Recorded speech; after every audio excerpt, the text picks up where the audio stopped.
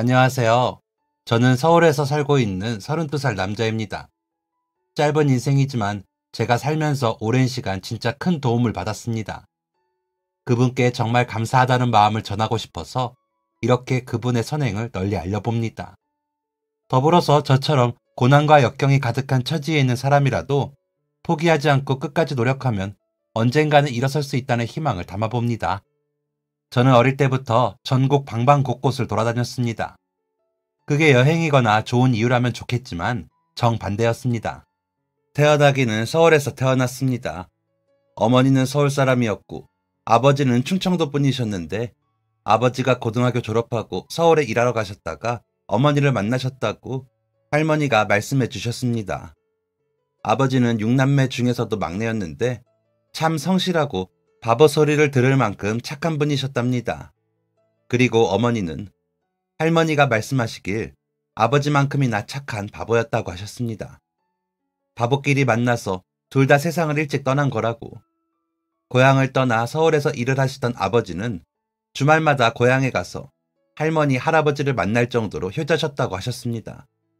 그런 아버지가 언제부터인가 주말에 집에 내려오시지 않으셨고 몇 달 뒤 그게 어머니 때문이었다는 것을 알게 되셨답니다. 어머니와 아버지는 만난 지 6개월 만에 결혼을 하셨다고 했습니다. 아버지가 어머니를 데리고 고향으로 가서 결혼 허락을 받으셨대요. 아버지는 당시 24세 어린 나이였고 어머니는 그보다도 어린 23이었답니다. 큰아버지들 중에 결혼을 하지 않으신 분도 있었던지라 아버지가 결혼식을 올릴 수는 없었답니다. 그래서 두 분이서 서울의 작은 반지하 원룸을 얻으시고 혼인신고만 하고 사셨다고 하더라고요. 그리고 1년 뒤 그 원룸에서 제가 태어나게 됩니다.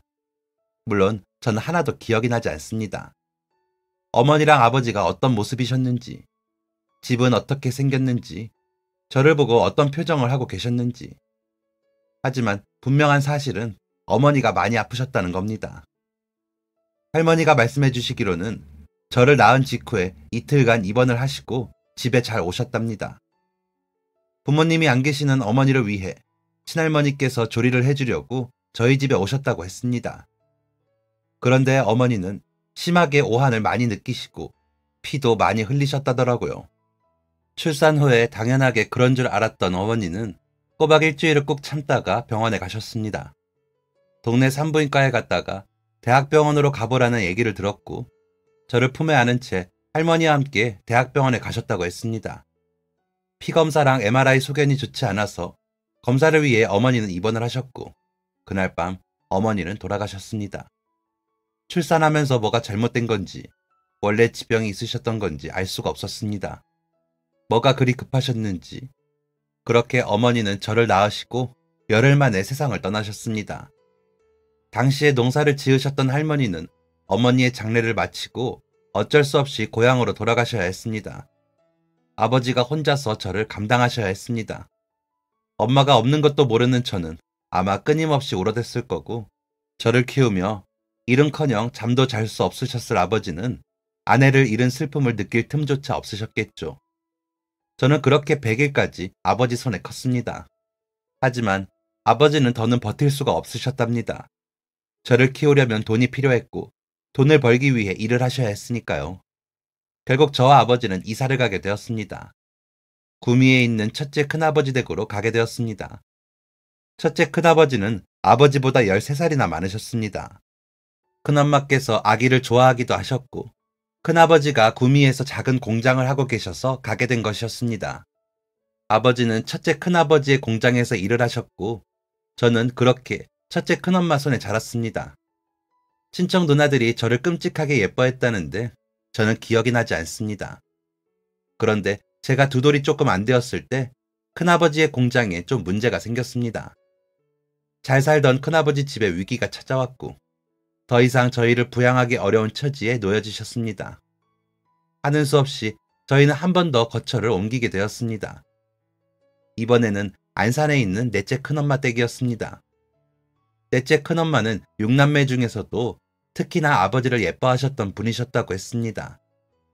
그러니까 이혼 후 혼자서 아이 둘을 키우시면서도 저희 아버지와 저를 받아주셨던 거였을 겁니다. 넉넉지 못한 형편에도 저희 사정을 안타깝게 여기셔서 방 하나를 내주셨습니다. 그런데 여기서 저희가 몰랐던 사실이 하나 있었습니다. 넷째 큰엄마는 저희 아버지를 안타깝게 여긴 동시에 바보라고 여겼습니다. 이건 할머니가 해주신 말씀이 아니고 그냥 제가 그렇게 생각합니다. 그랬기에 넷째 큰엄마 집에 있는 1년 동안 아버지가 막노동해 벌어오시는 돈을 전부 다 큰엄마가 가져갔던 거였겠죠. 저희 아버지는 힘들게 번 돈 단 한 푼 저금 못하시고 큰엄마에게 가져다 주시면서도 이렇다 할 대안이 없어서 계속 머무르셨던 거고요. 그런데 1년쯤 살고 난 후 큰엄마에게 남자친구가 생겼습니다. 그리고 살림을 합칠 거라며 저희한테 나가라고 했다더군요. 아버지는 하는 수 없이 저를 데리고 나오셨답니다. 그리고 4살 된 저를 데리고 결국 아버지는 고향으로 가셨습니다. 할머니가 그러시더라고요. 저를 안고 온 아버지가 할머니 얼굴을 보자마자 펑펑 우셨다고요. 얼마나 힘들었을지 가늠도 안 가셨다면서요. 그렇게 저는 할머니와 할아버지와 아버지 이렇게 넷이서 살게 되었습니다. 한 5살 때부터는 아주 약간씩 멈춘 사진처럼 기억이 나는 조각들이 있습니다. 할머니랑 옥수수를 먹던 기억도 나고 흙장난을 치던 것도 기억이 납니다. 그런데 기억 속에 저는 행복했습니다. 아버지와 할아버지가 돌아가시기 전까지는요. 아버지는 할아버지를 도와 농사를 지으셨습니다. 할아버지랑 할머니 연세가 있으셔서 농사를 그만두려다가 아버지 때문에 다시 시작을 한 거였거든요. 일손이 있으니 놀고 있는 땅 한번 읽어보자 해서요. 그냥저냥 내 식구 먹을 만큼은 버셨다고 했습니다. 성실한 아버지가 농사일을 정말 열심히 하셨다고 하더라고요. 그런데 제가 6살 때였습니다. 엄청 더운 여름날에 마루에 가만히 누워 있었고 할머니는 제 옆에 앉아서 제게 부채질을 해주고 계셨습니다.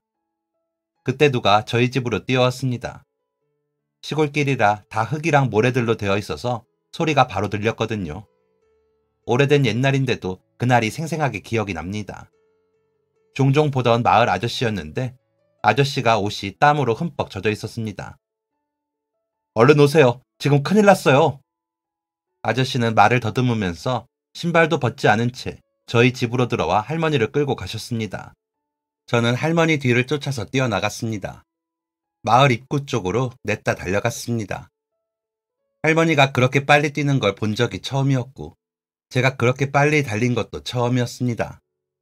마을 입구까지 한 걸음에 뛰어갔습니다. 그때 제 걸음으로 걸어서 10분도 넘게 걸리는 거리를 5분도 채 안 돼서 도착한 것 같습니다. 마을 입구에 다다르기 전부터 저 멀리 사람들이 모여 있는 것이 보였습니다. 마을 사람들이 다 나와 있는 것 같았습니다. 20명은 넘는 사람들이 어쩔 줄을 몰라 하고 소리를 지르고 있었습니다. 할머니와 제가 사람들이 있는 곳으로 도착을 했고 할머니는 그대로 주저앉고 말았습니다. 저는 너무 놀라서 말을 잃었습니다. 커다란 경운기가 엎어져 있었고 그 밑으로는 할아버지와 아버지가 있었습니다. 아저씨들은 경운기를 들어 올리려고 애를 쓰고 있었고 아주머니들은 구급차가 오나 안 오나 이리 뛰고 저리 뛰어다니셨습니다. 아저씨들 말로는 할머니가 도착하시고 2, 3분 만에 구급차가 왔다고 하셨는데 제가 느끼기로는 1시간은 흐른 것 같았습니다. 그렇게 저와 할머니는 할아버지와 아버지가 돌아가시는 모습을 지켜봐야만 했습니다. 두 분은 간신히 숨만 붙어있는 상태였습니다.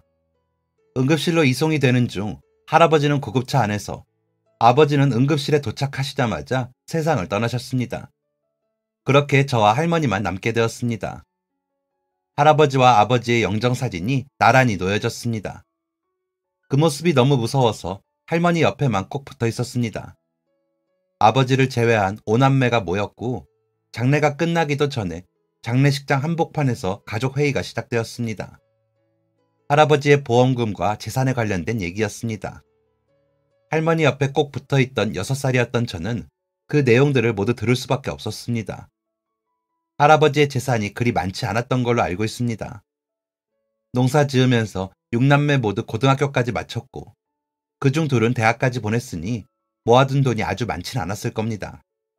그런데 보험금이 꽤나 있었던 모양입니다. 처음엔 교양을 갖춘 것처럼 대화를 시작하던 큰엄마, 큰아빠들이 나중엔 누가 더 잘났네, 누가 더 못 사네 하면서 개판이 되었습니다. 할머니는 한마디도 하지 않으셨습니다.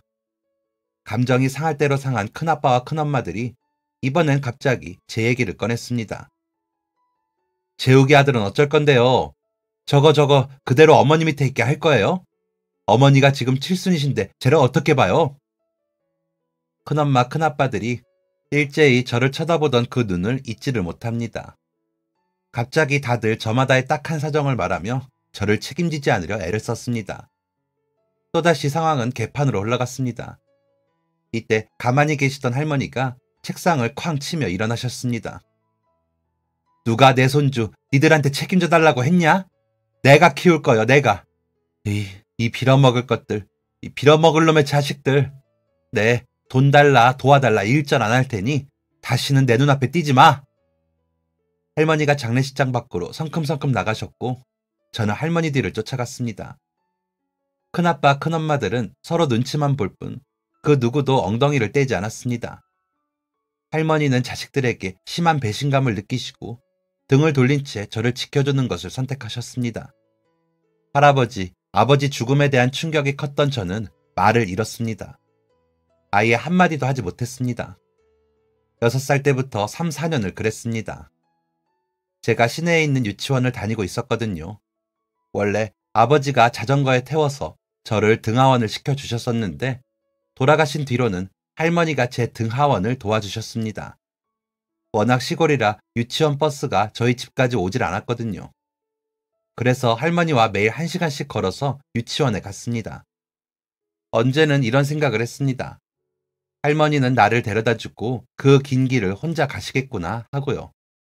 할머니는 제가 유치원에 잘 다니면 말을 할 수 있을 거라고 생각하셨습니다. 선생님 말씀 잘 듣고 친구들하고 사이좋게 지내고 책도 많이 읽고 그래. 하지만 저는 말을 할 수 없었습니다.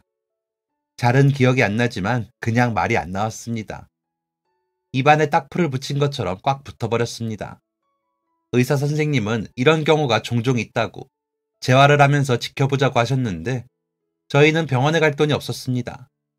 할머니는 가끔 제 머리를 쓰다듬으시면서 말씀하셨습니다. 때가 되면 너가 말을 하지 안 하고 배기겠냐. 놀랍겠지 지 애비가 죽는데. 그래도 말하거든 이 할미한테 제일 먼저 말해주라. 말은 못하지만 다 알아들을 수 있었던 저는 고개를 끄덕였습니다. 말을 못하니 한글도 또래보다 늦게 뗐습니다. 초등학교 막 들어가서도 한글을 몰라서 담임선생님이 많이 힘들어하셨습니다. 작은 학교라서 애들이 많이 없었거든요. 1학년이 딱 한 개 반에 애들도 20명이 전부였습니다. 저한테는 오히려 좋은 부분이었습니다. 선생님께서 애를 쓰시면서 저한테 한글을 알려주셨거든요. 말도 못하는 아이를 잡고 한글 알려주기가 보통 쉽지 않으셨을 텐데 아직도 그때 선생님한테 감사함을 느낍니다. 담임 선생님뿐만 아니라 다른 학년 선생님들도 저를 안타깝게 여기셨습니다.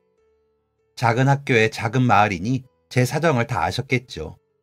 가끔 가다 마주치면 주머니에 있던 사탕도 꺼내서 주시고 친근하게 말도 걸어주셨습니다. 그때마다 저는 대답을 할 수 없었지만요. 할머니와 둘이 남게 된 후 살림은 더욱 안 좋아졌습니다. 할머니 혼자 농사일을 할 수도 없는 노릇이었고 이미 농사짓던 땅은 할아버지가 돌아가시자마자 중국에 있던 둘째 큰아빠가 들어와서 헐값에 팔아버린 뒤였습니다. 장례식장 그 일이 있고 난 후 아무도 우리를 찾아오지 않았습니다. 아무도 할머니를 가엾게 여기지 않았습니다. 그저 자식한테 험한 말을 하고 벙어리가 된 손주를 택한 못된 어머니로만 여길 뿐이었습니다. 할머니는 종종 이런 말씀을 하셨습니다. 다 부질없다. 다 부질없어. 승호야, 너만은 그러지 말아라. 그런 못된 것들 담지 마라. 네 애비가 이 할미한테 가장 잘했는데 다 부질없다. 장례 직후 아주 가끔 전화를 하던 첫째 큰아빠도 어느 순간부터는 연락을 하지 않았습니다. 철저하게 완전히 할머니와 저만 남게 된 것이었습니다. 다행히 나라에서 돈이 조금 나왔습니다. 하지만 그 돈이 충분치는 않았습니다. 학교도 다녀야 했고 밥도 먹어야 했고 공과금도 내야 했습니다. 나라에서 주는 돈이 결코 적은 돈은 아니었지만 온전히 생활비로 쓰기에는 터무니없이 부족한 돈이었습니다. 할머니께서는 아픈 다리를 부여잡으시고 남의 집 밭일을 도와주셨습니다. 할머니가 무슨 밭일을 하시냐? 나이를 생각하셔라. 그러다가 큰일 난다 하며 마을 사람들이 말렸습니다. 하지만 할머니는 완고하셨습니다. 내가 소시적에 이 동네 밭을 다 갈고 다녔어. 왜 이래? 평생을 농산일을 했는데 뭘로 보고 참나. 얼른 일거리 줘. 우리 승호 밥 먹이게. 할머니는 저를 위해 굴하지 않으셨습니다. 어떻게든 마을 사람들에게 일을 달라고 고집을 부리셨고 마을 사람들은 마지못해 힘이 덜 드는 일들을 할머니께 맡기셨습니다. 하지만 그 일이라고 매일 있는 것이 아니었습니다. 어쩌다 한번 그마저도 오래 일을 못하시니 푼돈이었습니다. 이렇듯 극심한 생활고를 겪고 있던 어느 날이었습니다. 안녕하세요. 방송국에서 나왔습니다. 손님 발길이 끊긴 지 오래된 저희 집에 누군가가 찾아왔습니다. 방송국에서 나왔다는 한 남자였습니다. 남자는 오는 길이 험했는지 땀을 삐질삐질 흘리고 있었습니다. 할머니께서는 찬물을 한 잔 따라서 건네주셨습니다. 할머니와 남자는 거실에서 얘기를 나눴고 저는 방에 있었습니다. 방문을 열어놔서 할머니와 남자가 대화 나누는 것이 다 보이고 들렸습니다. 제보가 들어갔다고 하더라고요. 저희 학교 선생님들이 제보를 한 것이었습니다. 어려운 환경에 처한 어린아이와 할머니가 있다고요. 저희처럼 어려운 환경에서 사는 사람들이 방송으로 나가는 것이었고 후원이 들어올 수 있다며 방송국 남자는 할머니를 설득했습니다. 할머니는 남의 돈 욕심 없다고 돌아가라고 했습니다. 남자는 끈질겼고 할머니도 완고하셨습니다. 남자는 끝까지 고민해보고 연락달라면서 전화기 옆에 명함을 놓고 갔습니다. 남자가 돌아간 뒤 할머니는 별 시덥잖은 경우라며 혀를 끌끌 차셨습니다. 그렇게 상황은 일단락되는 줄 알았습니다. 그런데 며칠 뒤 제가 학교에서 좀 문제가 생겼습니다. 당시 1학년이었던 저는 친구들 중에서도 키도 제일 작고 체구도 제일 작았습니다. 거기다가 말까지 못하니까 얼마나 놀리기 좋고 만만해 보였겠어요. 동네 친구들은 다 저를 잘 챙겨주었는데 고학년 형들이 가끔 저를 놀리곤 했습니다. 놀리는 이유는 뻔했습니다. 말도 못하는 등신이냐, 너 한글도 모르는 바보냐, 이런 것들이었습니다. 그런데 그날은 도를 넘더라고요. 운동장을 지나가는데 고학년 셋이 저한테 달려오더니 괜히 시비를 걸었고 급기야 할머니 얘기까지 꺼내면서 저를 기분 나쁘게 했습니다. 너무 화가 났던 저는 저보다 훨씬 큰 그 녀석들한테 실내화 가방을 휘둘렀습니다. 재빠르게 피한 그 녀석들은 한 대도 맞지 않았고 저는 실내화 가방을 휘둘렀다는 죄로 몇 대를 두들겨 맞았습니다. 너무 무서운데 소리도 못 내고 피하려다가 운동장 모래밭을 기어가서 무릎이 다 까졌습니다. 쉰소리를 내며 엉엉 울면서 집에 갔고 할머니가 맨발로 뛰어나와서 저를 달래주셨습니다. 할머니께서는 못된 놈들이라고 천벌받을 놈들이라고 하시면서 제 무릎에 약을 발라주셨습니다. 그날 저는 할머니 방에서 할머니와 함께 잤습니다. 그리고 할머니가 밤새 우시는 소리를 들었습니다. 할머니는 다음날 방송국 남자에게 전화를 했습니다. 방송을 하겠다고요. 후원이 들어오는 게 확실하냐고요. 그때의 할머니 마음은 말을 하지 않아도 알 수 있습니다. 얼마나 속이 상하고 얼마나 그 상황이 힘드셨겠어요. 그러니 지푸라기라도 잡아보자는 심정으로 방송에 응하셨던 거였겠죠. 일주일쯤이 지난 어느 날 이번에는 방송국에서 커다란 차가 왔습니다. 사람들도 여러 명이 왔고 카메라까지 왔습니다. 이게 대체 무슨 상황인지 모르겠던 저는 할머니 뒷공무니만 졸졸 쫓아다녔습니다. 방송국 사람이 할머니와 저에게 그냥 평소처럼 하면 된다고 했습니다. 집에 사람이 이렇게 많고 카메라까지 있는데 어떻게 평소처럼 하라는 건지 이해가 되질 않았습니다. 그런데 정말 모든 생활을 다 찍더라고요. 평소처럼 하지 않을래야 않을 수가 없을 만큼이요. 학교 가는 길, 학교 생활, 점심시간, 하교하는 길, 집에서 잠들 때까지 꼭 붙어서 카메라로 모든 모습을 다 찍었습니다. 평소에 TV를 많이 보지 않는 저였지만 궁금했습니다. 이렇게 재미없는 일상을 과연 누가 볼까? 우리가 왜 TV에 나오는 걸까? 그런데 이렇게 재미없고 보잘것없는데도 어찌어찌 TV에 나오고 많은 사람들이 본 모양이더라고요. 처음에 방송국 남자가 저희 집에 찾아와서 얘기했던 대로 저희에게 많은 후원이 들어왔습니다. 할머니가 연세가 있으니까 무릎이랑 허리가 많이 안 좋으셔서 항상 잠자리가 불편하셨는데 그런 할머니와 저에게 가구 회사에서 침대를 선물해 줬습니다. 난생 처음 누워보는 침대에서 방방 뛰며 신나했습니다. 먹거리 후원도 적지 않게 들어왔습니다. 냉동식품도 있었고 고기도 있었고 고춧가루, 간장 같은 양념도 많았습니다. 또 책도 받았습니다. 집에 책이 거의 없었거든요. 살 돈도 없었고 할머니께서 그런 걸 고르시기도 힘드셨고요. 제가 말은 못하지만 읽는 건 좋아해서 매일 집에서도 교과서를 읽었는데 책 선물이 정말 좋았습니다. 또 자전거도 선물로 받고 이 밖에도 여러 후원을 받았습니다. 그리고 돈도 후원을 받았습니다. 할머니는 이런 걸 진짜 받아도 되는 거냐며 이 정도까지는 생각지도 못했다고 조금 당황스러워 하셨습니다. 방송국 PD님은 시청자들이 모두 좋은 마음으로 드린 거니 받고 열심히 사시라며 응원해 주었습니다. 강인한 할머니는 PD님 앞에서 눈물을 훔치셨습니다. 여러 후원들과 더불어서 편지도 많이 왔습니다. 저랑 동갑이라는 애가 쓴 편지도 있었고 이모, 삼촌, 아저씨, 아줌마들의 편지들도 있었습니다. 그런데 그 중에서도 눈에 띄는 편지가 있었습니다. 다른 편지들은 카드 느낌의 편지들이었거든요. 대부분 내용이 짧았죠. 그런데 그 편지는 2장이 넘는 긴 내용의 편지였습니다. 내용은 이러했습니다. 제 또래의 아들이 있는데 방송을 보는 내내 마음이 좋지 않았다. 정기적으로 후원을 하고 싶은데 괜찮겠냐? 연락을 달라. 이런 내용이었습니다. 저는 어리니까 아무것도 모르잖아요. 그래서 할머니께 가져다 드렸습니다. 할머니는 편지를 보시더니 이만하면 되었다고, 더 이상 바라면 그건 속물이라고 답장하지 말라고 하셨습니다. 그로부터 며칠 뒤 한 통의 전화가 왔습니다. 방송국 PD님이었습니다. 한 남자가 저희한테 정기 후원을 하고 싶다고 했다더라고요. 할머니는 거절을 하셨습니다. 그런데 또 다음날 PD님이 전화가 왔습니다. 후원자가 본인이 누구인지 밝히기를 원하지 않아서 말씀드리기는 어려운데 신부는 자기가 다 확인했으니 손자를 위해서라도 후원을 받는 게 어떻겠냐는 통화 내용이었습니다. 통화 소리가 하도 커서 저도 다 들을 수 있었습니다. 할머니는 이번에는 조금 고민하시다가 거절을 하셨습니다. 며칠 뒤 또 전화가 왔습니다.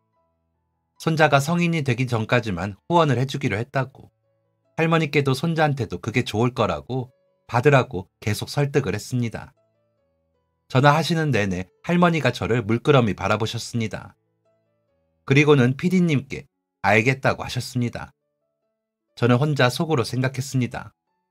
그 후원을 해준다는 사람이 내게 편지를 2장이나 써준 아저씨구나 하고요. 제 예상은 정답이었습니다. 후원을 받기로 한 며칠 뒤 집으로 또 편지가 왔습니다. 그 아저씨였습니다. 승낙해줘서 고맙다는 내용이었습니다. 이번에는 답장을 써야 할 것 같아서 서툴지만 답장을 적어서 보냈습니다. 그때부터 아저씨와의 편지가 시작이 되었습니다. 사실 처음에는 편지를 이어갈 생각은 없었습니다. 제가 답장을 하면 다시는 편지가 안 올 줄 알았거든요. 그런데 또 편지가 오더라고요. 학교 생활은 어떤지, 요즘엔 밥을 잘 챙겨 먹고 있는지, 그런 일상을 묻는 내용이었습니다. 잘 모르는 어른한테 이것저것 알려줘도 되나 싶었지만 그 아저씨는 저를 후원해주는 좋은 어른이라고 생각했습니다. 그리고 말을 하지 못하는 제가 초등학교 들어가서 한글을 깨우치면서 글 쓰는 수단이 제겐 참 편안한 일이었거든요. 말을 못하는 대신 글을 쓰면 마음의 묵은 채증이 좀 내려가는 기분이 들기도 했고요. 그런 저에게 편지를 주고받을 상대가 있다는 것은 굉장한 행운이었습니다. 그래서 즐겁게 아저씨와 편지를 주고받았습니다. 편지를 주고받다 보니까 아저씨가 어떤 사람인지 궁금했습니다. 그건 할머니도 마찬가지셨습니다. 매달 일이 돈만 받는 건 도리가 아닌 것 같은데 승호야, 네가 한번 만나자고 해봐라, 응? 어떤 사람인지 얼굴은 보고 감사하다고 인사는 드려야 할 것 아니냐. 저는 그날 밤 처음으로 편지 한 장을 꽉 채웠습니다. 엉망진창인 맞춤법이어도 진심을 꾹꾹 눌러서 편지를 썼습니다. 아저씨가 누군지 궁금하고 뵙고 싶다는 내용을 담았습니다. 떨리는 마음으로 답장을 기다렸고 일주일 뒤에 답장이 왔습니다. 우체부 아저씨에게 편지를 받자마자 그 자리에서 얼른 뜯어서 읽었는데 저는 실망하고 말았습니다. 아저씨는 지금 이 상태가 좋다는 겁니다. 자신이 누구인지 공개를 하고 싶지 않고 그럼 순수하게 후원을 하는 의미가 깨질 것 같다고요. 어린 저는 이해를 할 수가 없었습니다. 얼굴도 보고 같이 밥도 먹고 감사하다는 마음을 전하면 더 친해지고 좋은 거 아닐까 생각했습니다. 그래서 저는 저에게 후원을 해주는 키다리 아저씨의 얼굴은 영영 모른 채 지낼 수밖에 없었습니다. 그저 편지 봉투에 적힌 주소가 서울이라는 것만 알 뿐이었죠. 그럼에도 불구하고 아저씨와 편지를 주고받는 것은 계속되었습니다. 그리고 그러는 와중에 저에게도 큰 변화가 찾아왔습니다. 저와 할머니의 이야기가 방송에 나가고서 한 병원에서 연락이 왔습니다. 재활치료를 해주고 싶다는 것이었습니다. 하지만 거리가 좀 멀었습니다. 병원에서는 일주일에 한 번이라도 좋으니 오라고 했고 할머니는 고민 끝에 큰 결심을 하셨습니다.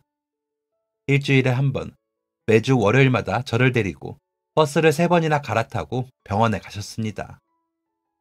9살 무렵부터 재활을 받게 되었고 1년간 꾸준히 다닌 끝에 10살이 되었을 때는 또래와 비슷하게 말을 할 수 있게 되었습니다. 아마 스트레스가 적어진 것도 한몫했을 거라고 선생님이 말씀하시더라고요. 그러는 데에는 분명 키다리 아저씨의 덕이 컸을 거라고 저는 확신합니다.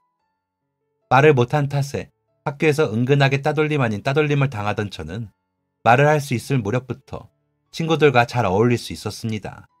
더 이상 고학년들도 저를 괴롭히지 않았고요. 다른 애들은 학교 들어갔을 때 혹은 그 전부터 친구들과 어울리는 법을 깨우치고 친구들 사이에서 다양한 것을 경험하기 마련인데 저는 그걸 10살이 되어서야 했습니다. 친구들과 무슨 놀이를 하고 노는지, 어떻게 교류를 하는지 등등이요. 뒤늦게 알게 되었지만 그게 꽤나 재미있었습니다. 친구들과 어울려 논다는 것은 생각보다 훨씬 더 즐거운 일이었습니다. 그러다가 12살이 되었습니다. 고학년이 되니까 친구들은 저마다 다양한 장래 희망이 생겼습니다. 어떤 친구는 의사가 꿈이고 어떤 친구는 선생님이 꿈이고 또 옷 디자이너, 정원사, 요리사 등등 저마다 꿈을 꾸고 있었습니다. 저는 딱히 꿈이 없었습니다. 그저 노는 게 재밌고 공부는 약간 싫은 그런 평범한 아이였으니까요. 그러다가 문득 저의 편지 친구인 키다리 아저씨의 직업은 뭘까 궁금했습니다. 편지를 그렇게 많이 주고받으면서 한 번도 아저씨가 뭐 하시는 분인지 들은 적이 없었기 때문이었습니다. 편지의 아저씨의 직업이 궁금하다고 물어봤습니다. 그리고 돌아온 답장을 보고 저는 입이 떡 벌어졌습니다. 아저씨 직업은 소방관이란다. 언젠가 소방관을 가까이서 본 적이 있었습니다. 초등학생 1학년 때인가 2학년 때였던 것 같은데 학교가 끝나고 집에 가는데 어디선가 구수한 냄새가 나더라고요. 그런데 냄새를 맡을수록 그게 타는 냄새라는 것을 알았고 저 멀리서 연기가 피어오르는 것을 발견했습니다. 한 식당에서 불이 났더라고요. 사람들이 엄청 많이 몰려 있었고 할머니와 저는 그 건너편을 지나고 있었습니다. 그때 위용위용 소리를 내는 소방차가 빠르게 달려왔고 차가 멈추는 동시에 소방관들이 뛰어내리다시피 차에서 내렸습니다. 소방관들은 능숙하고 아주 빠르게 상황을 마무리했고 그 모습이 너무 멋있어서 한참을 넋 놓고 바라본 기억이 있었습니다. 그런데 키다리 아저씨가 그렇게 멋있는 소방관이라니 역시 키다리 아저씨는 진짜 멋있는 분이구나 라고 생각했습니다. 그리고 그때부터 제 꿈은 자연스레 소방관이 되었습니다. 중학생 때도 고등학생 때도 자랑스럽게 얘기하고 다녔습니다. 저는 미래의 소방관이 될 거라고요. 그래서 고등학교 3학년 때 반 친구들 대학 준비하고 취업 준비할 때 저는 운전면허 학원 다녔습니다. 소방관이 되려면 운전면허증이 있어야 하거든요. 그래서 학교 끝나고 곧장 운전면허 학원 가서 연수받고 집에 가서는 소방공무원 필기시험 준비했습니다.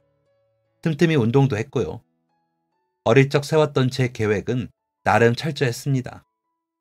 19살 때 면허증을 따고 필기시험 공부를 모두 마친 후 20살이 되자마자 필기시험을 보고 곧이어서 치르는 체력시험, 신체검사, 면접까지 한 번에 통과할 거라는 야무진 계획이었습니다. 그런 다음에는 서울에 취직을 해서 돈을 많이 벌어 오피스텔을 하나 얻고 할머니랑 함께 사는 거였죠. 할머니가 지내시기에 오피스텔이 괜찮을까? 아니면 돈을 좀 더 모아서 아파트로 가야 하나? 하는 행복한 미래를 고민하기도 했습니다.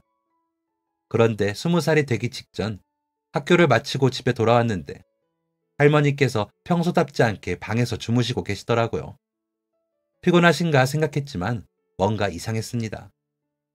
어딘가 편찮으신가 싶어서 할머니를 깨우려 했고 제 손에 닿은 것은 아무런 미동도 없는 할머니의 차가운 피부였습니다. 할머니는 그렇게 아무런 예고도 없이 저를 홀로 남겨두시고 떠나셨습니다. 장례식장에서 얼마나 울었는지 모릅니다.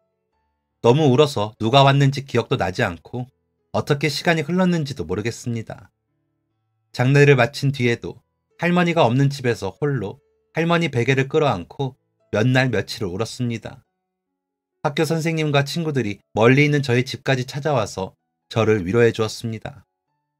학교를 계속 안 나갈 수는 없어서 꾸역꾸역 학교는 나갔습니다. 하지만 아무런 의욕도 나지 않았습니다. 할머니를 보내드리기 며칠 전에 딴 운전면허증도 아무짝에 쓸모가 없어 보였습니다. 소방관이 되는 꿈을 꾸는 것도 사치처럼 느껴졌습니다. 그런데 그러던 중 집에 한 통의 편지가 도착했습니다. 고등학생이 되고서부터는 키다리 아저씨와 편지를 자주 주고받지는 못했습니다. 한 달에 2번 정도였죠. 그런데 할머니가 돌아가신 후로는 답장할 마음의 여유가 없어서 못하고 있었습니다. 제가 답장이 없으니 키다리 아저씨가 또 한 번 편지를 써서 보낸 것이었습니다. 내용은 이러했습니다. 승호, 너도 할머니께도 연락이 닿지 않아 걱정돼서 편지를 쓴다. 승호, 너는 모르고 있겠지만 아저씨가 매달 후원금을 보낼 때마다 할머니께서 전화를 하셨었거든. 그런데 이번에는 전화가 오지 않아서 혹시 무슨 일이 생긴 건 아닐까 걱정이 되는구나. 답장 꼭 주렴. 저는 전혀 모르고 있었습니다. 할머니가 아저씨한테 전화를 하셨다니. 저도 모르는 전화번호를 할머니가 알고 계실 줄은 전혀 몰랐거든요. 편지에 적혀 있기로는 할머니가 방송국 PD님한테 끈질기게 키다리 아저씨의 전화번호를 물어봤다더군요. 그 이후 매달 할머니는 전화로 감사 인사를 전한 것이었습니다. 눈물이 핑 돌았습니다. 여러 생각이 들었습니다. 할머니께서 나를 위해 이렇게 애써주셨구나 하는 감사한 마음도 있었고 이 세상에 완전히 나 혼자는 아니구나 하는 생각도 들었습니다. 그러다가 번뜩 할머니께서 하셨던 말씀이 떠올랐습니다. 승호야, 이 할미 죽으면 할미 옷장 이곳저곳 쑤셔봐라. 알겠지? 아, 할머니가 왜 죽어? 알겠냐고 이놈아. 아, 몰라요, 몰라. 할머니 안 죽을 거니까 그럴 일 없어. 할머니의 옷장으로 얼른 가보았습니다. 할머니가 돌아가신 뒤 차마 용기가 안 나서 할머니 짐을 정리하지 못했었거든요. 옷도 얼마 없는 할머니 옷장 이곳저곳을 들여다보았습니다. 옷장 제일 아래 칸 서랍 안쪽에서 검은 봉다리가 나왔습니다. 꽉 묶어진 봉다리를 풀어보았습니다. 그 안에는 짧은 편지와 통장이 들어있었습니다. 승호야, 소방관 아저씨가 그동안 주신 돈이다. 할미 없어도 씩씩하게 잘 살아라. 고마운 사람들한테 고마운 마음 갚으면서 그렇게 멋진 사람 되어라. 줄줄 새어나오는 눈물을 닦으면서 편지를 읽고 또 읽었습니다. 통장에는 키다리 아저씨로부터 10여 년간 보내온 돈이 하나도 빠짐없이 들어있었습니다. 마음을 강하게 먹기로 했습니다. 고등학교 졸업을 한 저는 서울로 향했습니다. 제대로 마음을 먹고 공부를 하기로 했습니다. 시험 삼아 그 해에 치르는 필기시험을 보기는 했지만 당연하게도 떨어졌습니다. 1년 동안 독하게 마음을 먹고 공부를 했습니다. 돈이 없으니까 고시원 얻어서 학원 등록하고 학원 고시원만 오가면서 공부를 했습니다. 고시원 공용 주방에 있는 라면으로 끼니를 때우는 날도 많았습니다. 체력시험 때문에 운동을 해야 했는데 운동하면 배가 엄청 고프잖아요. 맨날 라면만 먹으니까 질리고요. 그럴 때는 편의점에서 라면 2개에 김밥 하나 사서 라면 하나 먹는 동안 다른 라면에 김밥 넣어서 밥 불려서 먹었습니다. 그땐 정말 나중에 공무원 시험 합격하면 더 이상 라면은 그만 먹어야지 생각하기도 했습니다. 할머니 생각, 키다리 아저씨 생각하면서 노력했습니다. 그렇게 노력한 끝에 그 다음에 시험에서 필기를 합격했고 이어서 치룬 체력 시험과 신체 검사, 면접까지 좋은 성적으로 합격을 했습니다. 하나하나 합격을 할 때마다 얼마나 기뻤는지 모릅니다. 할머니가 살아계신다면 뭐라고 해주셨을까 하면서 그리워하기도 했고요. 그토록 원하던 소방관이 된 저는 서울의 한 소방서에서 근무하게 되었습니다. 꿈만 같았습니다. 제가 소방관이 되었다는 사실도, 더 이상 고시원으로 안 가도 된다는 사실도, 제가 살림을 살린다는 사실까지도요. 너무 벅차올랐습니다. 그렇게 한 달 정도 근무를 했습니다. 어느 날 근무를 마치고 새로 구한 작은 원룸에 돌아가는 길, 많은 생각이 머리를 스쳤습니다. 할머니와의 추억, 말을 하지 못했던 제 어린 시절, 돌아가신 할아버지와 아버지, 얼굴도 기억나지 않은 어머니까지. 그날 밤 집에 돌아간 저는 작은 책상을 펴고 앉았습니다. 아주 오랜만에 키다리 아저씨에게 편지를 썼습니다. 제가 성인이 된 이후로 아저씨에게 후원을 받지는 않았습니다. 하지만 편지를 2번 정도 주고받았습니다. 저는 고향을 떠나면서 마지막으로 아저씨에게 편지를 썼습니다. 소방관이 되기 위해 서울로 갈 거라고. 소방관이 되면 꼭 알려드릴 테니까 조금만 기다려달라고요. 아저씨에게 답장이 왔는지 안 왔는지는 모르겠습니다. 그 이후 고향에 간 적은 없었으니까요. 저는 약속을 지키기 위해 편지를 썼습니다. 수백 번은 적어서 머리가 아니라 손이 기억하는 아저씨의 이름과 집 주소를 적고 정성스레 적은 편지와 함께 사진도 한 장 넣었습니다.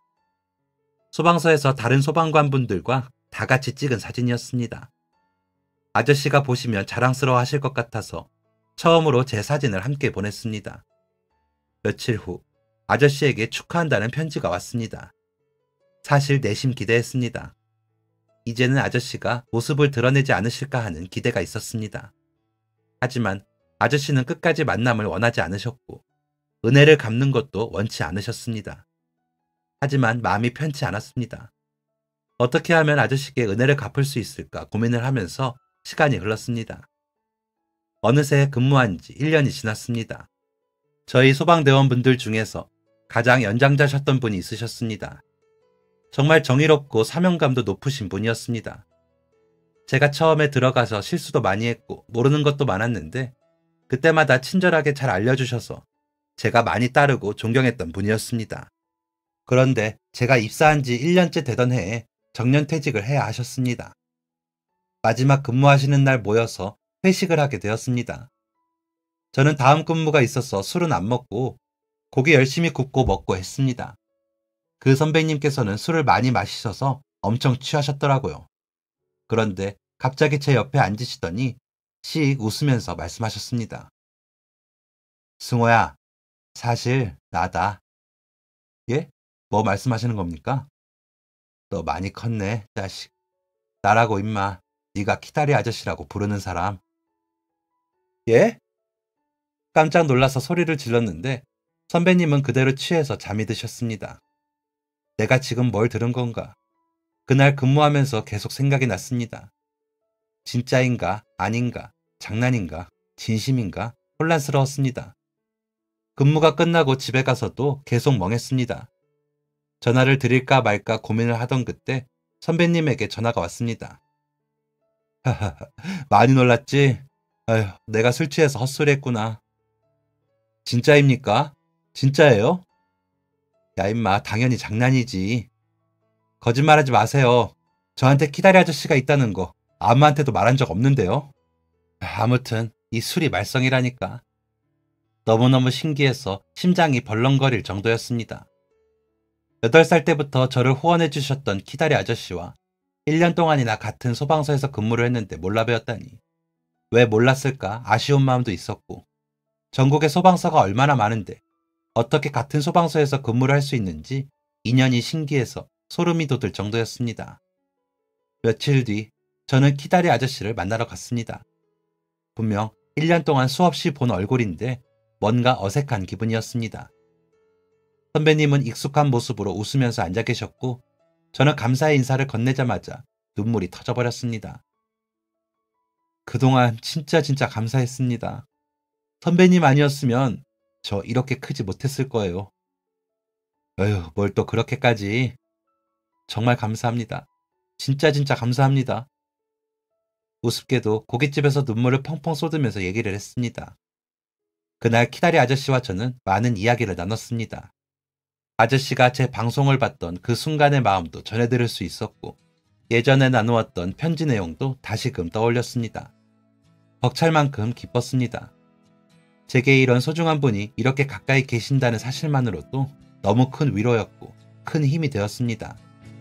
그로부터 또 10년이 지난 지금 아저씨와 저는 여전히 좋은 인연을 유지하고 있습니다. 편지로는 나눌 수 없었던 이야기와 마음들을 계속해서 나누는 중입니다. 그리고 저는 아저씨만큼이나 정의롭고 사명감 있는 소방관이 되려고 노력하고 있습니다. 그러니 아무리 어려운 환경에 처해지신 분이라도 저를 보며 힘을 내시기를 바라겠습니다. 지금까지 사연 들어주셔서 감사합니다. 사연이 재밌으셨다면 구독과 좋아요를 눌러주세요. 감사합니다. 안녕히 계세요.